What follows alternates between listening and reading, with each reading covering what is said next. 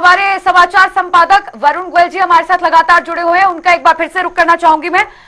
वरुण जी, अब यहाँ पर कुछ सवाल ऐसे भी उठ रहे हैं कि महाराष्ट्र में भी विधानसभा के चुनाव होने थे, नवंबर में ही कार्यकाल खत्म हो रहा था, तो क्यों नहीं जम्मू कश्मीर और हरियाणा के साथ क्यों नहीं क्लब किया गया महाराष्ट्र को भी?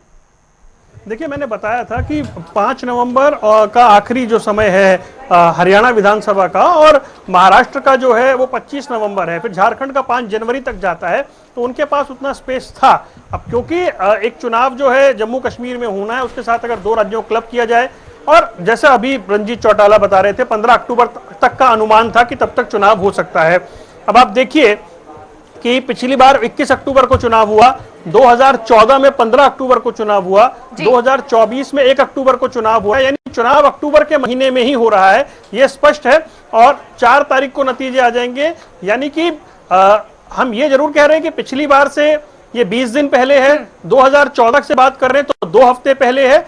कुछ जल्दी चुनाव जरूर करवाया जा रहा है, आचार संहिता उस हिसाब से जल्दी लग गई है। जैसे मैंने पिछली बार कहा कि सितंबर के मध्य में जाके पिछली बार आचार संहिता लगी थी, और सीईसी ने अपने शुरुआती वक्तव्य में कहा कि जम्मू कश्मीर और हरियाणा के लोग चाहते हैं कि जल्द चुनाव हो, तो जल्द चुनाव का ऐलान जो है वो कर दिया है, क्योंकि ये चुनाव आयोग का प्रेरोगेटिव है, उसे अधिकार है ये तय करना है कि कब चुनाव हो। तो अगर 20 दिन पहले वो चुनाव करवा रहे हैं तो उनके अपने कारण हैं, क्योंकि उन्हें अगले राज्यों में फिर तैयारी करने का समय मिल जाएगा, फिर उसके बाद दिल्ली के चुनाव आ जाते हैं, फिर बिहार के चुनाव आ जाते हैं। हमारे देश में चुनाव थोड़े थोड़े समय के अंतराल पे होते रहते हैं। तो फिलहाल 2 राज्य जम्मू कश्मीर के साथ हरियाणा को चुना गया है, और 45 दिन का समय जो है वो सामने है। आज से अगले 45 दिन तक हरियाणा पूरे चुनावी मूड में, पूरे चुनावी माहौल में रहेगा। हालांकि पिछले 6 महीने से था, लेकिन क्योंकि लोकसभा चुनाव के बाद हरियाणा ही ऐसा पहला राज्य है जहां पर सबसे पहले चुनाव होता है, तो लोकसभा चुनाव की थकान उतरती नहीं है, तुरंत विधानसभा चुनाव की तैयारी करनी होती है, और वो हमें लोकसभा चुनाव में ही माहौल दिख गया था।